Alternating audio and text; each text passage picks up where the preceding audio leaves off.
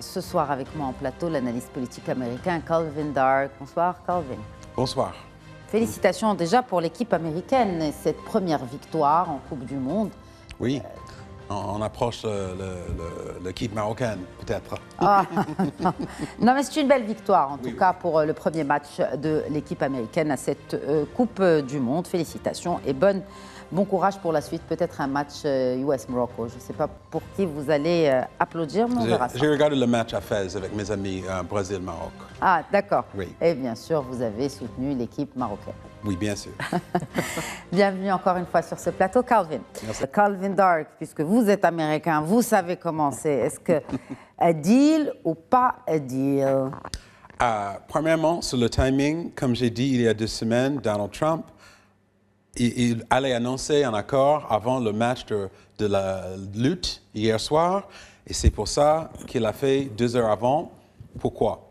Il faut juste peut-être expliquer à nos téléspectateurs qui n'auraient pas suivi, puisque nous sommes en pleine Coupe du Monde. C'est pour marquer la célébration d'abord du 80e anniversaire du président américain, aussi le 250e anniversaire de l'indépendance des États-Unis d'Amérique. Et à l'occasion, comme vous pouvez le voir sur ces images, un méga tournoi de Free Fight, c'est ça? Oui.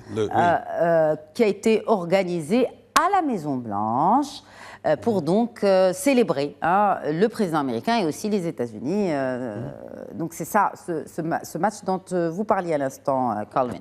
Oui, et je veux dire, au niveau de la communication politique, c'est intelligent. Pourquoi? Parce que Donald Trump, il comprend que la majorité des Américains ne suivent pas la politique, tous les détails, tous les jours.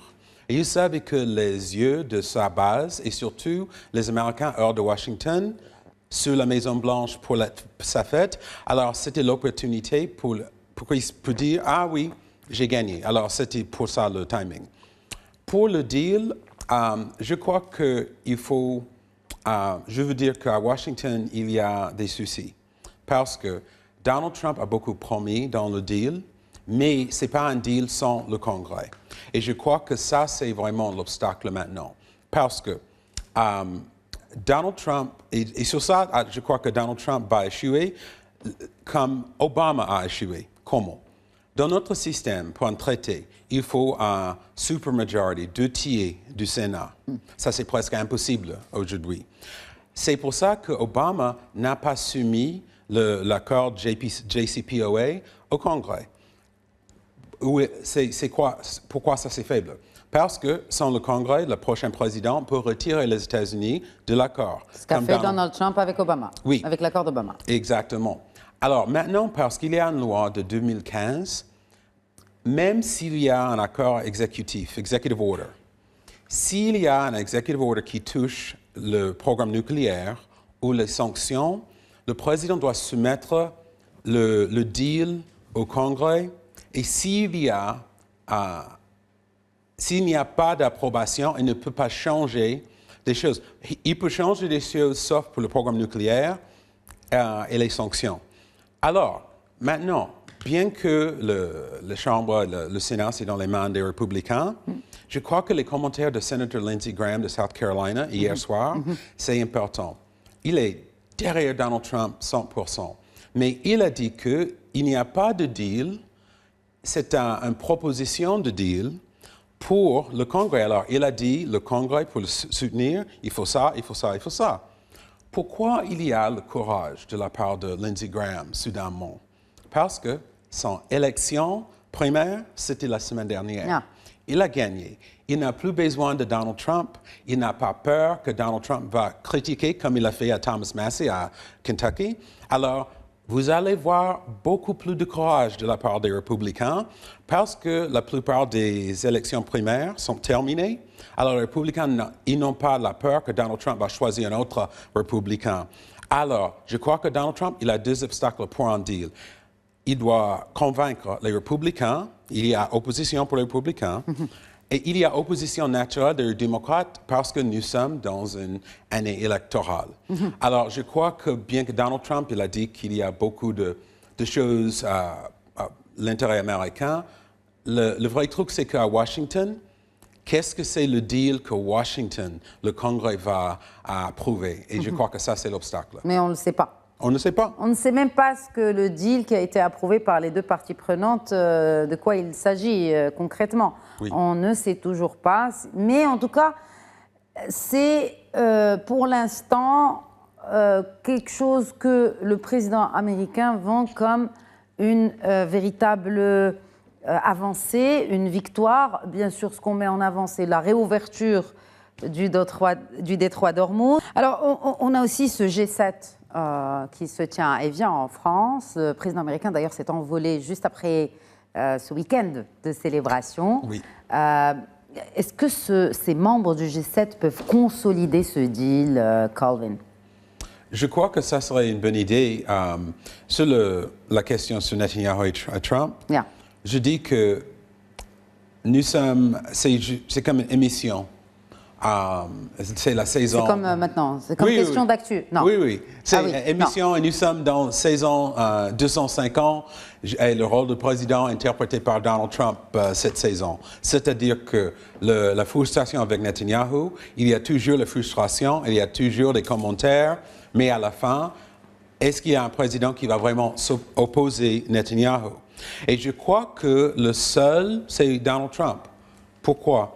Parce que la priorité pour Donald Trump, c'est Donald Trump. Et il prend tout ça personnellement. Alors je dis que s'il voit que ce que Netanyahu fait, ça, c'est un obstacle dans le chemin de Donald Trump, je crois qu'il peut vraiment agir contre Netanyahu. Mais alors la frustration, c'est réel, mais la question, c'est qu'il va vraiment répondre. Je crois qu'au niveau de l'accord, il y a un point très important sur les conditions. Pour le peuple américain, la question, ce n'est pas le programme nucléaire. Parce que les Américains, il n'y a pas vraiment confiance dans ce que Donald Trump a dit sur la menace. Il n'y a pas vraiment une menace que l'Iran va utiliser une arme nucléaire. Alors, ce que les Américains veulent savoir, c'est la quantité de l'argent gelé au Iran. Pourquoi? Les Israéliens aussi, parce que ça ne les arrange pas, parce que ça renforce finalement l'Iran, chose qu'a faite Obama. Et c'est ce que reproche le président américain actuel à l'ancien président Obama, c'est d'avoir débloqué des milliards de dollars qui ont fait que les Iraniens se sont, excusez l'expression, refait une santé. Donald Trump même a raconté une histoire, le cauchemar des banques à Washington. Il a dit qu'à minuit, Obama a vidé toutes les banques de Washington. Il a dit ça tout le cash.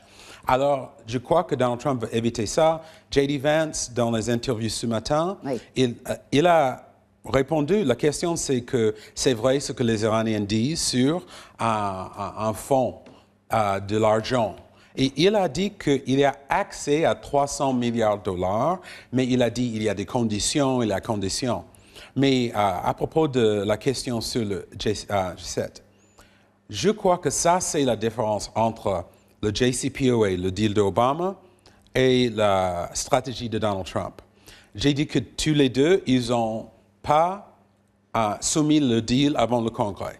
Mais Obama, il a compris.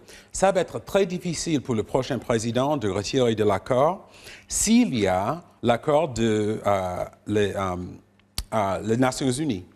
Parce que c'est pour ça qu'ils veulent ratifier, les Iraniens demandent à ce que cet accord soit ratifié par le Conseil de l'ONU. Et aussi, le Conseil de sécurité de l'ONU. Le JCPOA, le deal d'Obama, il y avait l'accord des pays européens et je crois que la Russie et la Chine aussi. Oui. Pourquoi Obama a fait ça? Parce qu'il savait que c'était impossible d'obtenir l'approbation du Congrès. Et Donald Trump, il est devant le même obstacle. Okay. Mais la différence, je doute que Donald Trump, pour cette semaine, va vraiment essayer de convaincre de manière stratégique. Ça serait une bonne idée. S'il peut être là autour des leaders des autres pays, s'il y a une déclaration qu'ils soutiennent, ils sont partie prenante, mais on sait que ça, ce n'est pas la manière de Donald Trump. Il n'a pas besoin des autres leaders pour leur solidarité, et je crois que ça va être une différence aussi. Donc, quel est l'objectif, quelle est la mission aujourd'hui de Donald Trump à Évian lors de cette réunion du G7, en sachant que on sait déjà ce que pense la majorité des leaders des grandes puissances mondiales, qui dénoncent ces bombardements sur le Liban. Pas plus tard qu'aujourd'hui, la chef de l'UE, Ursula von der Leyen, a parlé qu'il ne peut y avoir de paix durable tant que le Liban reste en flammes. Nous appelons à un véritable cessez-le-feu et au plein respect de la souveraineté du Liban. Même son de cloche du président français. On voit aujourd'hui que le monde entier est contre ce qui est en train de se passer au Liban et que finalement Israël est en train de torpiller les efforts de paix entre les États-Unis et l'Iran. Oui, ça c'est vrai. Et si vous voulez un preview de ce que dans les messages de Donald Trump, je sais 100%. Il a deux messages. Le premier message, il va dire que c'était moi qui l'ai fait, et en fait, pour le détroit d'Ormuz et pour la menace nucléaire, ce n'était pas contre les États-Unis directement, c'était contre l'Europe. Alors moi, je l'ai fait pour vous. Ça, c'est le premier message, pour l'économie et pour la sécurité. Deuxième message, pourquoi? Parce que j'ai sauvé l'Europe. Pourquoi? Parce que j'ai sauvé le monde. Il n'y a pas le soutien qu'il me faut derrière ce que je fais dans le monde. Alors, il ne va pas essayer de convaincre l'Europe vers leur soutien pour l'accord. Il va dire, moi, j'ai fait ce que l'Europe n'a pas fait depuis des années, et ça va être, j'étais dur avec l'Iran, et maintenant, il y a sécurité, il n'y a pas cette crise de pétrole. Alors, il va annoncer ça. Ça, c'est son objectif. Oui. Je ne sais pas si ça va être bien reçu ou non, mais ça ne va pas être comme Biden ou Obama où il va chercher l'approbation de ses partenaires en Europe. Alors, oui, juste sur le processus, je crois que il y a les élections, c'est important, mais ce n'est pas juste les élections américaines. Comme vous avez dit, les élections en Israël. Et moi, je dis maintenant, on est le mois de juin. Oui. Reste 3 mois. S'il n'y a pas, c'est 60 jours. S'il n'y a pas un accord avant 30 jours, ça va se passer en décembre. S'il n'y a pas un accord avant août, Donald Trump il va dire, ah oui, il y a le progrès Pakistan, il veut plus de temps parce que la diplomatie marche. Pourquoi? Parce que 2 mois, septembre, je doute que Netanyahu veut supporter un deal sur le programme nucléaire en Iran juste avant ces élections.